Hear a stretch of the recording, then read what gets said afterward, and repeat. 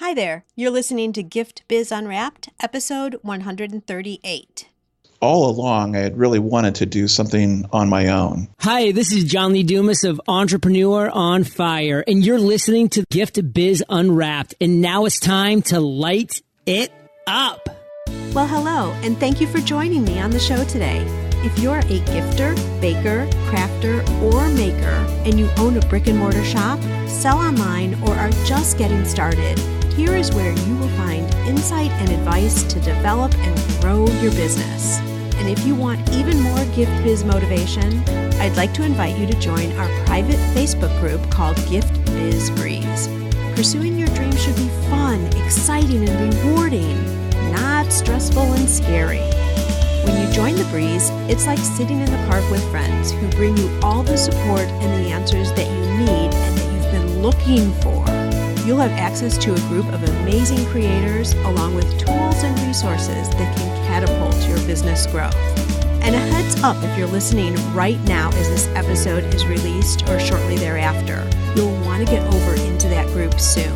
I have several special opportunities happening there right now, but you have to be part of the group to participate.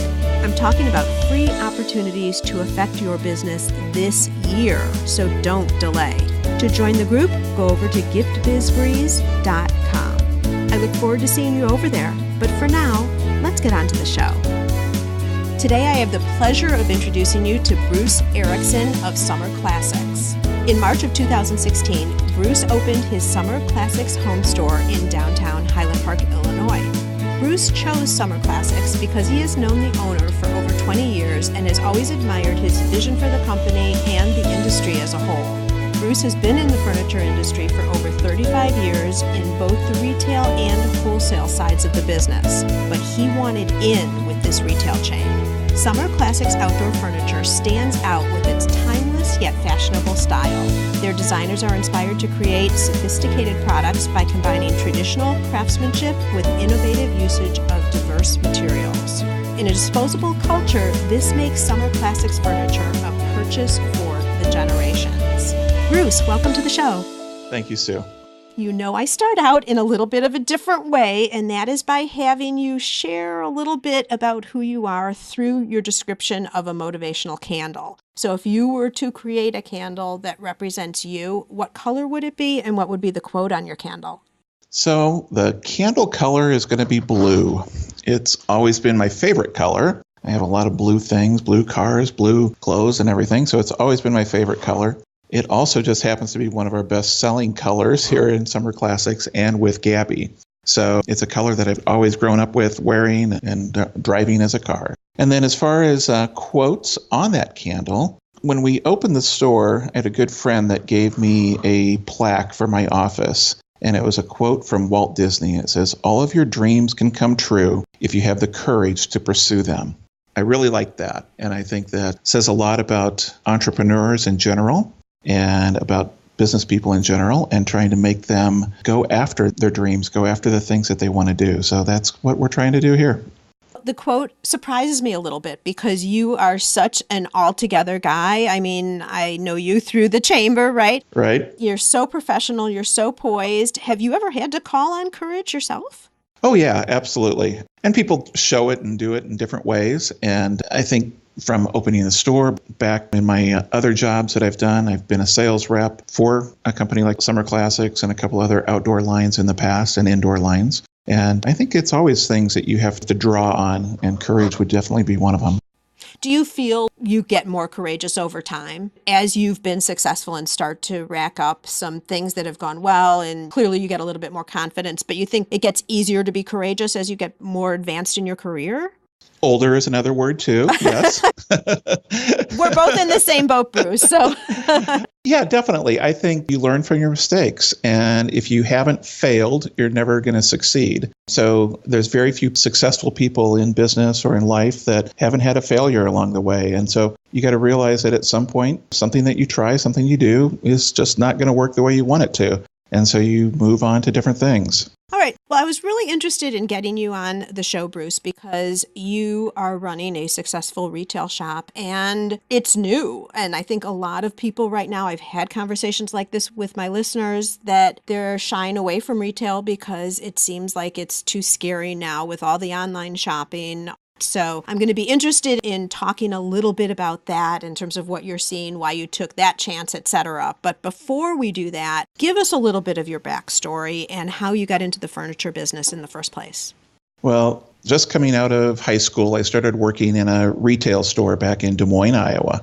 And it was a ski store, or ski shop, and then we had camping and so forth. And I really kind of got the retail bug at that point. So much so that when I had first went into college, I wanted to be a dentist and went through that first year and was working for this guy in the ski shop. And like, I really would rather do this and spend 7 years or 8 years going through dental school. So I took a year off college and worked for him and then went back to school and got my education in retail management. So I had totally switched gears. So I was with him for about 6 years. And a competitor in the town that I was in Des Moines, ran an ad for a manager, and I was kind of looking to move on. This other store had multiple locations through Iowa and Wisconsin. I applied for their job, and the guy called me back right away, and he said, I know you, I've been in and I've shopped you, I'd love to talk to you. And that store did ski business in the winter, and they did patio business in the summer. And that's how I got into the patio furniture business and started managing a couple of their stores and then became one of their buyers and was with them for about 7 years. Then I had an opportunity with one of our reps that called on us to do repping through Wisconsin and Illinois for a company called Winston Furniture, which at that time was a huge line. It still is around and does very well still, but at that time it was the dominant force in patio furniture. And we also, at that time, picked up a small little startup company called Summer Classics. And that's when I first met Bew White from Summer Classics. And from that point on, really enjoyed working with him and with that company. And then after about 10 years of repping, kids were still small, a lot of time on the road, starting to look at different things. And so I went back onto the retail side so that I didn't have to travel as much and could be home with my kids and see their baseball games and volleyball games and all that kind of stuff. And spent 17 years with a local retailer selling outdoor furniture, and they also did ski equipment and clothing. So that wasn't Summer Classics at the time then? No. Okay. So that was Williams here in Highland Park. Oh, Williams, a very prestigious and well-known store for sure. Yeah, and they'd been around for a long, long time. And before that, as a rep, I knew Mark Williams. And so when I started thinking about getting back onto the retail side, made a call to him, and we had 3 or 4 meetings and met with his wife and everything, and ended up working with them for about 17 years. And just all along, I had really wanted to do something on my own. And the time just came and saw the opportunity with Summer Classics, went back and talked to Bew White again from Summer Classics and said, tell me about your retail stores, tell me about your retail business, because Summer Classics over the last 10 years has opened now 14 retail locations. And some of those are corporate owned and some are what they call licensee stores, which is kind of like a franchise without all the hoops of a franchise. So we had a nice conversation and it just kind of went from there. And a few months after that, I left Williams and still had some reservations as far as the retail side, opening my own store and everything. But I had talked to a couple other people about maybe getting back into repping, and that was another option. But retail is what I want to do. And so about 6 months after leaving Williams, opened Summer Classics. So you talk about the fact that you wanted to leave repping, and did you have a certain territory, a portion of the country? Don't tell me you had the whole country. No. We had Illinois and Wisconsin. Okay. And we did a few things into Minnesota, some accessory lines, and a few things over into Missouri, again, with some accessory lines. But the main lines that we had were Illinois and Wisconsin. Gotcha. So through the Midwest and through the snow and all of that. Exactly. I've been there too, Bruce. I know that story. So it's really great that you had seen both sides of the business and you decided that you wanted to go back to retail because you could stay home. But let's face it, retail hours are heavy too. I mean, why did you choose that route, knowing retail has its own restrictions, I guess? you're home every night. That's the big thing. When I was repping on the road, usually 3-4 nights a week, especially during the busy time of the year. And in the winter months, it still would be gone a night or two a week. So just felt like I was missing out on a lot. So I thought going back to retail where I could be close to home and be home at night and have some flexibility as far as being able to jump away and see a volleyball game or something like that was something that interested me at that time. Okay, so let's take this in a direction that our listeners are going to be able to relate to. Let's take it as if you were talking to somebody who is considering opening up their own shop. So they might not have the experience that you do. They also might be creating something all by themselves. You're taking Summer Classics and opening a store here, albeit it's still yours. So you have all the responsibility, but there's the product and all of that. What types of things did you do when you started, like when you were preparing to open the shop, and what types of advice would you have for someone who's in a similar situation but opening something for themselves? Sure. Well, initially, I sat down with the principals of Summer Classics. The Bew White, who owns the company, and then their vice president and their sales manager at the time, and just talked to them about the whole concept. And then the week after I talked to him, I had already planned a vacation with my wife, or just a week off with my wife. We weren't really planning anything in particular. So I came back from that meeting and I said to her, I said, "Do you want to take a trip?" And she goes, "Yeah, where are we going?" I said, "Let's go and tour some of the Summer Classic stores." So we took a trip out to Columbus, Ohio, and Nashville, and Louisville, and St. Louis to see some of their stores. So we just did a week-long road trip. And so those 4 stores, it was interesting because there was 2 licensee stores and 2 corporate stores. So I got to see a mix there, and also got to see a mix in size of stores. So I wanted to see what it would take to do it and what kind of locations should be looking for and so forth. And also the people, how many people would you need to run it and so forth. And it was a great week. We met some terrific people, got a really good feel of the company as a whole.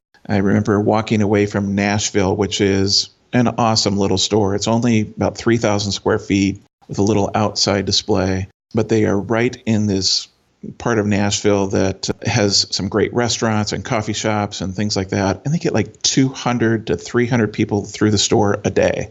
So it's a rockin' little store. And to see them and talk to them, and we walked away from there and I said, these people have definitely drank the Kool-Aid. So we knew coming away from that this would be something that we could bring back to Chicago and work in Chicago. And then also we went to other stores. And through my retail years, I've been on different boards and so forth with the outdoor industry. And so I kind of got to know a lot of the people. We went to other stores here in the area. We went out to like Northwest Metalcraft and Viking Ski Shop and different places just to kind of see what they do and how they do it and talk to them. And then as we were going around, like in St. Louis, went to some other stores that I knew down there just to see, again, what they do and how they do it.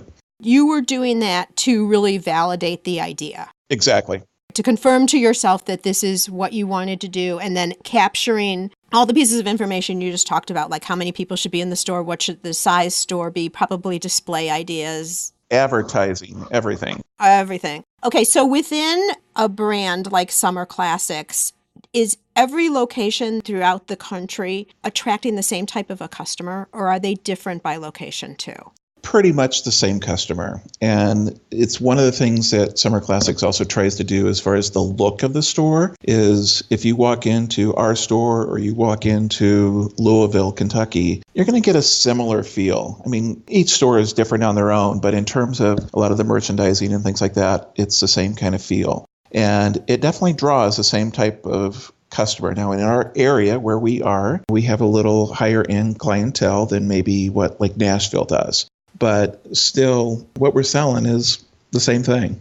Okay. And I just want to make the point there that in addition to the types of things that you are looking at and considering, which is what somebody should also be doing if they're looking at opening their own place, go to a competitor and see what else is already out there, how things are working. I like the overview that you gave us, Bruce, just all the different types of things you're looking at. Different for someone who's starting out by themselves versus you, though you also will need to define what is the style that you want to represent in your shop. Is it very clean and crisp? Is it more friendly and country? Like, what is the style? Sounds like you already had that all set as you entered into Summer Classics.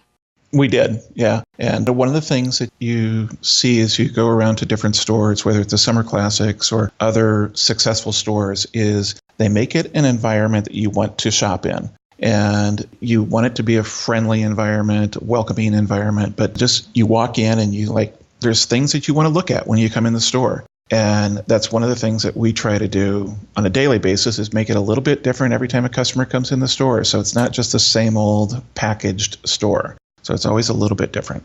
So how often do you switch up the floor? Well, we do two major switches. We do one in February when we condense down our indoor furniture and bring out the outdoor furniture. And then we do another one in September, mid-September, first part of October, where we bring in the indoor furniture for the fall. Those are the two major switches. And then during the year, we do at least two other, I won't say major, but rearranging and freshening up. But then on a weekly basis, we get different things in on a weekly basis, that from accessories to even maybe some new styles that are out and things that maybe we're just waiting to come in that want to freshen up the store with. So it's constantly changing. And how many square feet do you have? We have just under 7,000. Okay, so it's pretty big. It's a good size store. Yeah, it sure is. So one other thing, just while we're still talking about as you're analyzing and you're looking at then other Summer Classic stores and then also stores that are in the same industry in the local area, I'm sure you didn't want to just repeat what was already out there because you wanted to make sure that your store looked unique and different. Absolutely. What was your thinking along that end? What did you do there? Well, we spent some time with Summer Classics merchandising team and the people that buy all their accessories, buy all their things for their stores. We sent them pictures of the location. They actually made a trip out, took a look at it to see what it looked like. And then we sat down with them and said, this is what we were thinking. What do you think? And we all kind of got our ideas together and said, let's do this as far as colors. Let's do this as far as paint, floors, everything. And then we went to Atlanta with them in January before we opened to a gift show. And if you've never been to Atlanta, if any of your people have never been to Atlanta, it's a crazy market. It is nuts. I've exhibited there. It's huge. How many floors is it there? Well, there's 3 buildings and they're all about 20 stories tall. And it's all showrooms. It's all showrooms. Yeah. And then there's temporary space and everything. So there are literally hundreds of people that you can look at. But it's nice going through with them because we could be a little more focused. So we could go into 25 showrooms instead of 100. So we kind of got an idea as far as the look that we wanted and everything and went through with them and just started bringing stuff in. And then with the Summer Classics side, we kind of broke away from some of the things that they do to make it a little more specific for our market. So it was colors that were a little bit different, some of the styles that we knew would sell. Whereas the Summer Classics corporate stores, you will see the same groupings pretty much in each individual store and colored the same in each individual store. But we wanted it to be a little bit different. We wanted it to be specific for our location and what we knew could sell in our location. And how did you know? Just from being in that business for 17 years locally. The industry knowledge, and then what about your customer? Were there any focus groups or something like that? Now, you're also from the area, so you have a better feel for it and probably what to look for. But if someone isn't really sure about their customer, any suggestions on how to find out that information before you purchase everything or design your whole store only to find that it's not a connection? Well, I think you can, again, go to local competitors, look and see what they're doing. As far as customers go, reach out to people you know, reach out to friends, reach out to colleagues in the industry as far as, especially ones that might be local, just to see what kind of ideas they have and things that they like, places that they like to shop. That I think would certainly help people to do that too. What I like about what you're just saying is it doesn't have to be really hard. You just have to go with the right mindset of what you're looking for. Absolutely. You're looking to understand what the market likes and accepts, not what you like. That's right. Which is a common error. Someone will, in my case, I would be painting my whole shop yellow because I love yellow. What if that's not the right thing for a market? So really, and this is directed at Gift Biz listeners, make sure if you're in this situation, you're really looking at what is going to attract your customer, not necessarily what you love. All right, so the shop's all ready to go now. How do you start dealing with a grand opening and staffing up? What is your advice there for somebody new? Well, I was fortunate in that there were some people that I had worked with over the past 15 years that were also interested in coming with me and working with me. And then there were some other people that I knew just from designers and so forth that wanted to be a part of it. So from a staffing standpoint, I was very fortunate. I didn't have to run a bunch of ads and interview a bunch of people. I kind of knew who was going to be coming with me and who was not going to be coming with me from almost the very beginning. So the staffing part for me was really easy. And I was very fortunate to get a lot of experience to come along with me. That worked out well. But as far as the grand opening side of it, again, I go back to the Summer Classics team, and we had weekly meetings weekly phone calls that would take us all the way through things. We had from signing the lease to the colors in the building and the paint and the floors and all that all laid out. And then we just put it on spreadsheets and went through on a weekly basis to check to see where we were. And then it was like buying computers and all that kind of stuff. Then the grand opening event, I have to credit my wife on that. She's a great party planner. And she put a lot of the things together for the grand opening. And from entertainment to, the entertainment we ended up changing kind of at the last minute because Bew White from Summer Classics offered up one of their guys in Birmingham to fly up to sing at our grand opening. The guy is awesome. He sat there for 3 hours and sang all through the night. And he's got an amazing voice. In fact, we've told him he has to go on America's Got Talent or something like that, or The Voice. So he's really, really good. But she put together all the gift packages and stuff for everybody that showed up. And it was a fun night. We probably had 250 people that night throughout the evening. And it was a good party. It was a good party. You are right. And the other thing that I think was so great, so kudos to your wife. I didn't know who planned it. I thought you had a professional planner, but you involved people from the community, which was wonderful in terms of the appetizers and all of that. But the thing that was so obvious to me, I mean, your store is very upscale and very nice and very polished. And the event was the same way. It was totally in line with your brand. So as a grand opening, this is the first opportunity, Gift Biz listeners again, to present yourself to the public. So you want to make sure that the connection is clean in terms of what your messaging is, who you're representing, who your customer is. And Bruce, you guys landed it. It was fabulous. And I have to say, I loved the candle that was in the goodie bags. Oh, yeah. Yeah. And especially because they had your initials, SC. Right. And my middle name is Christine. So SC was like, so I'm saying you named them for me. I'm just going with that. That's so good. I still have mine. People say it's Santa Claus. Oh, there you go. But we'll go with Sue. Yeah. I can be second to him, to Santa Claus. That works for me. Yeah, that was fun. Yeah, it was great. Really, really great. Where did something go wrong there? What cautionary tale or something with the grand opening in specific would you caution people about? Well, I think there's, just from the whole opening thing, from the very beginning, the planning of it, there's different things along the way that challenges. I think, first of all, as a new business, from a personal side, never had a problem getting a loan, never had a problem going to the bank and getting money I would need for a home or anything like that. But as a new business, they look at you a lot different unless you put all your personal assets on the line. Like everything? Well, like if you want to mortgage your house or put another mortgage on your house or something like that, or do personal guarantees and things like that. And that got a little scary for a little while. I was like, wait a minute, hold on. I don't want that. I want it as my business.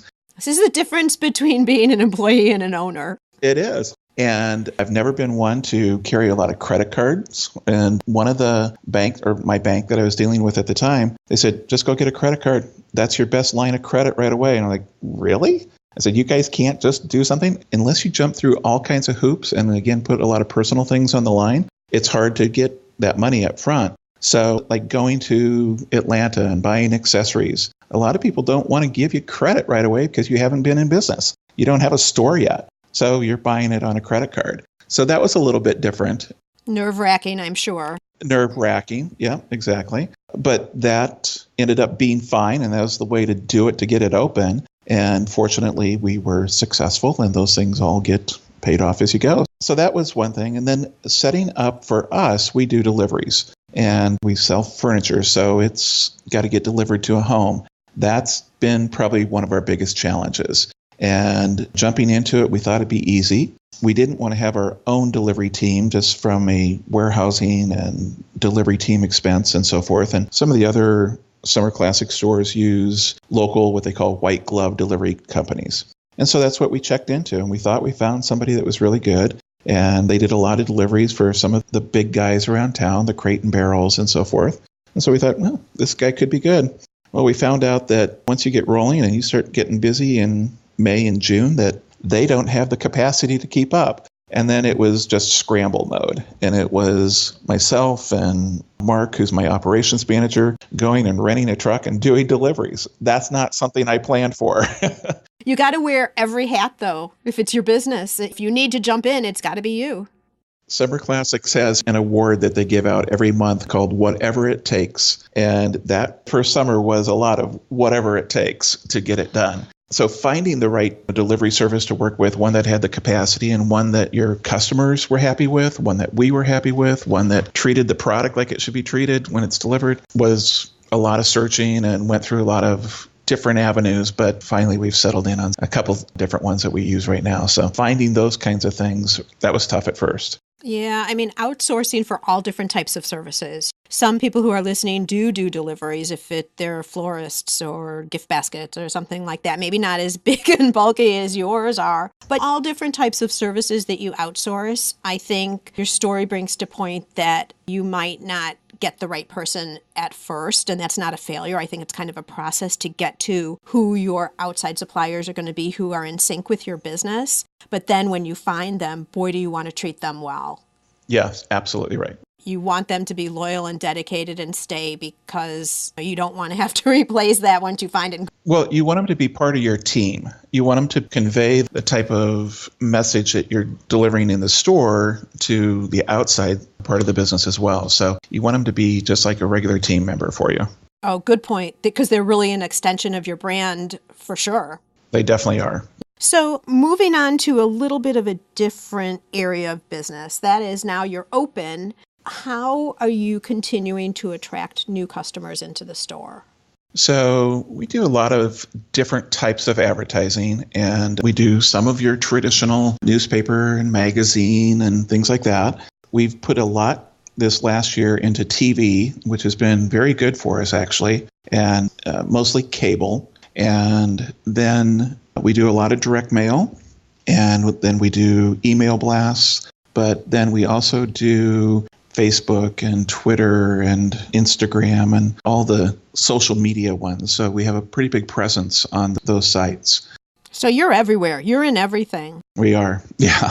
Including traditional media. I was reading an article just the other day about social media is the bright and shiny new object that everyone's gravitating to. It's not whether you're going to be on social media, it's which platforms are you going to use. It seems like it's just an obvious, which in some cases I would say yes. But you're pointing out that it's not necessarily to the exclusion of some of the other traditional types of media. Right. I mean, I'm still one of those guys that reads the paper every day.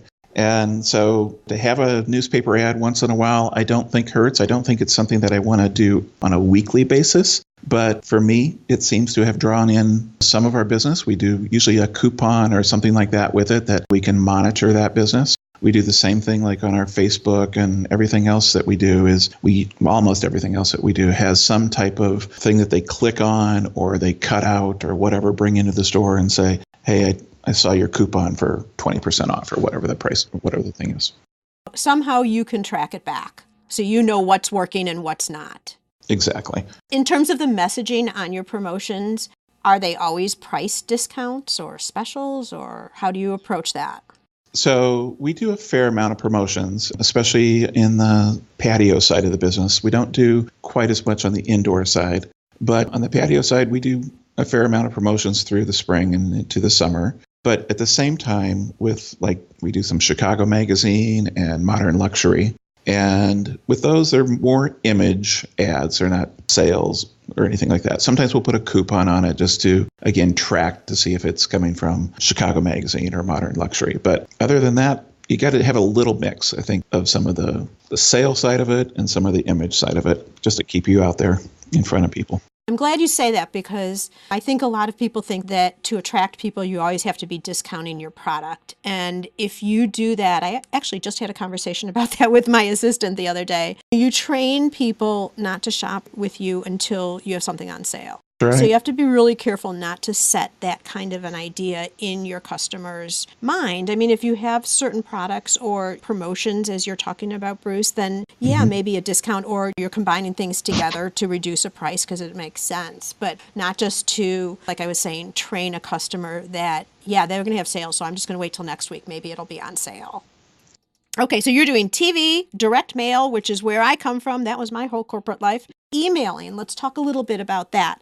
Even though people hear all the time, email is like the one thing you absolutely own. When you have your customers' emails, prospects' emails, you're always able to reach out to them. Even social media, you're not, because if Facebook decides to change the way they run their platform, yet again, you don't get to know who all your thousands of followers and people who like your page are. The only way you're able to approach them is through that medium or Facebook ads, which is them. But emails are yours. So how are you attracting and growing your email list? Well, we do it in a couple ways. One is if they are in the store, we have different things throughout the year that if they purchase something, we almost always get their email so that we can stay in contact as far as a delivery and things like that. We'll have giveaways. We just finished up one for the Gabby side of the business where we are giving away a Gabby gift certificate worth $500. So you come in, you sign up, and we capture your email at that point. We do the same thing in the summer. We do some kind of summer classics giveaway.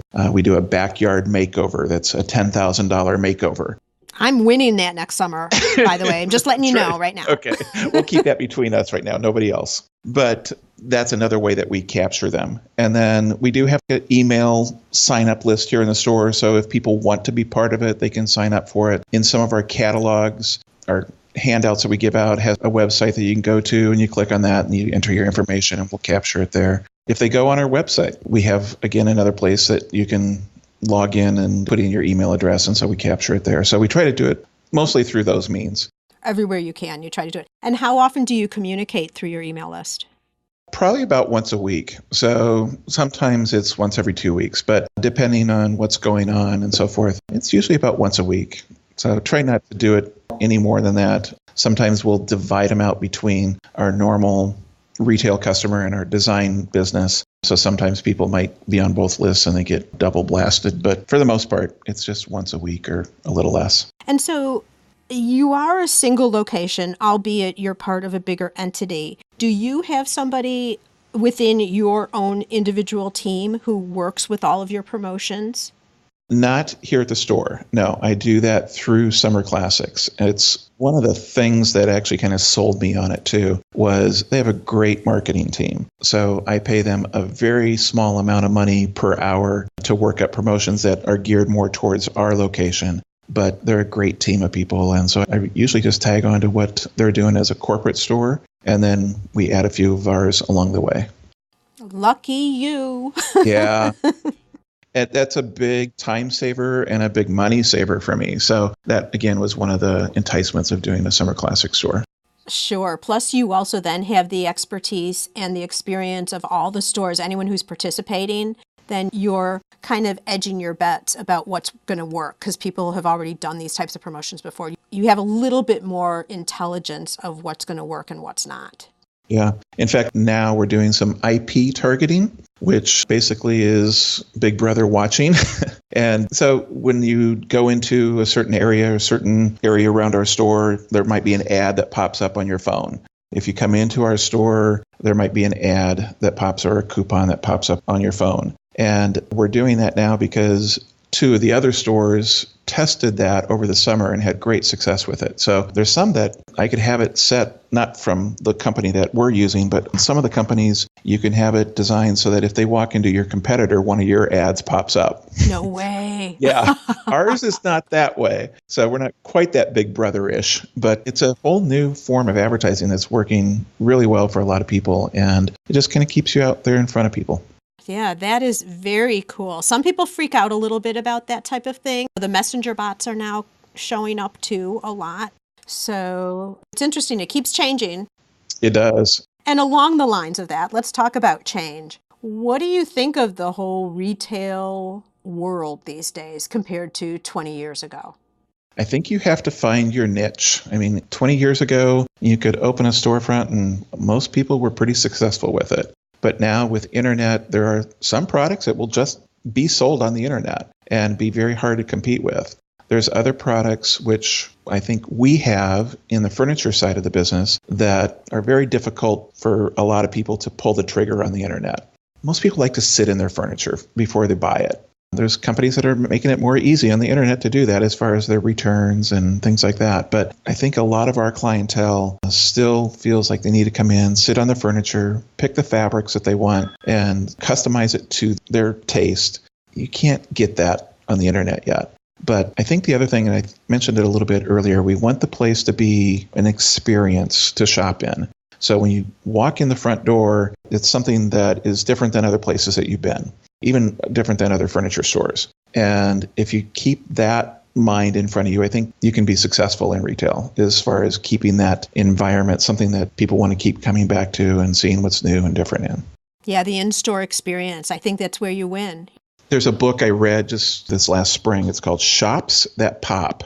And it's a great little resource book. It's an easy read, and it focuses on probably about a half a dozen businesses throughout the country. And there's a pet store in the East Coast someplace, and there's a bakery and different things that they focus on and what makes them successful. The main thing that it comes down to is making the experience enjoyable for the customer and also having a good team of people. So that keeps them coming back. Yeah, because if your team, we talked about this on a show a couple of episodes back, that it's a very fine line with your team. And I'm just talking about when a customer comes into the store, because you can't ignore them, but you can't be on top of them every step of the way either. Exactly. Right. You have to be intuitive. And how do you direct people on how to do that? Now, you already had your team, so you probably knew already how they were going to work. Yeah, but I think it's different with every guest.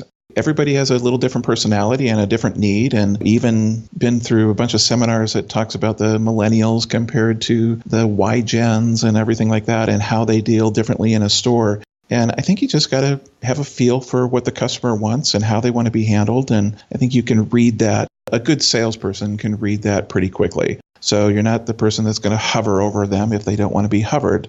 But you also have those people that do want to know everything about the product and every little thing.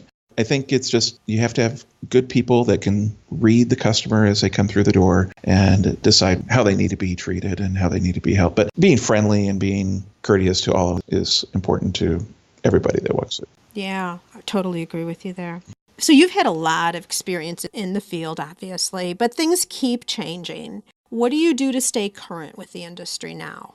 Well, our industry does have a really good social kind of interaction with different ones. They have different meetings around the country at different times of the year that you can go to. And I think staying on top of that and being in tune to what's happening throughout the country, even though you want to localize it and bring it to your location, but find out trends, you find out what works advertising for different people by going to some of those meetings. And we had both Mark, my operations manager, and I attended one out in Scottsdale last year.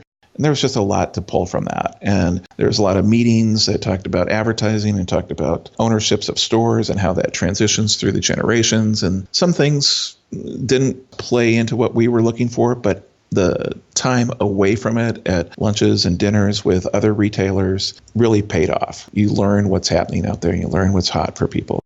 Yeah, and you build connections with peers in the industry who aren't direct competitors, too. Yeah.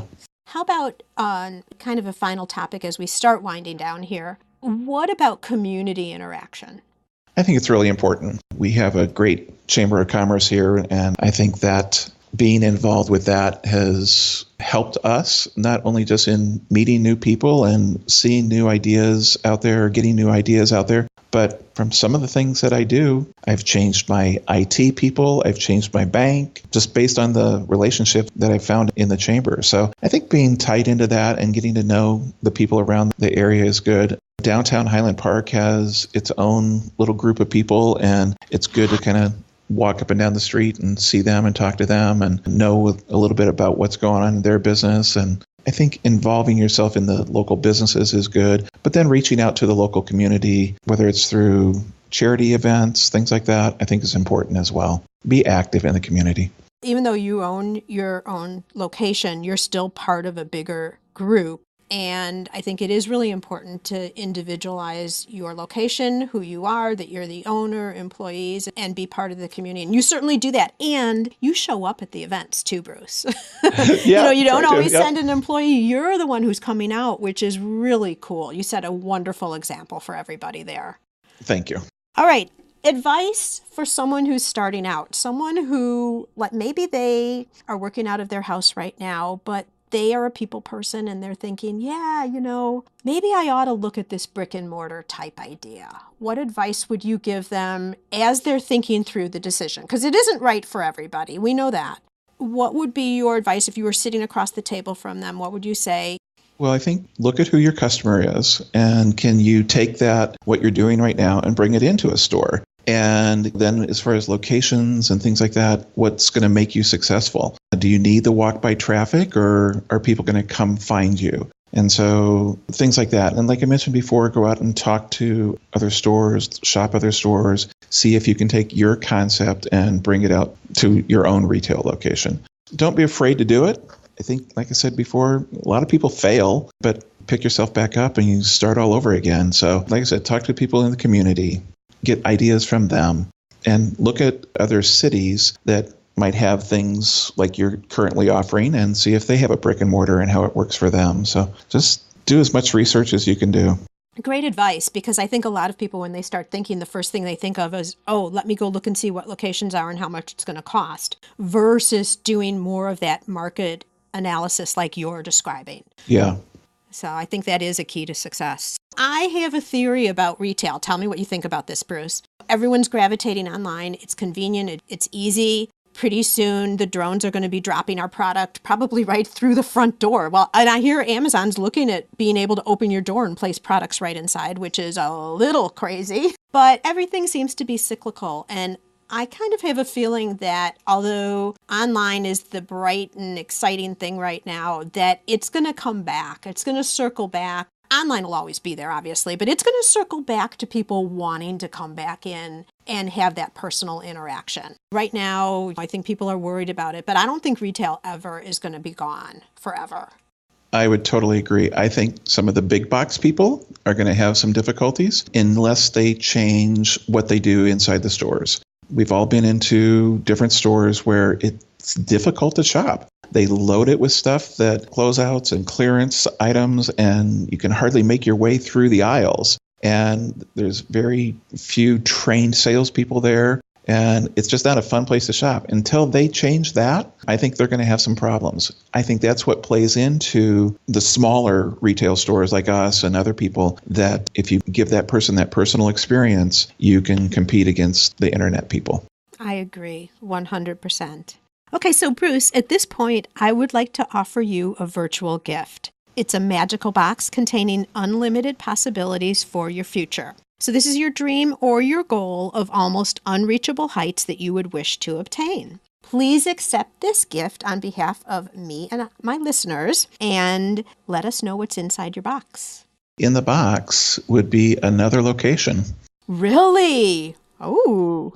We're looking right now pretty seriously at something western suburbs. I don't know the time frame on it yet, but we actually draw a lot of people in from some of the western burbs, and we've went out and checked to see what's available out there as far as locations. So we have some feelers out there right now, and we just got to see if everything can come together to do it, but that's what we would love to do.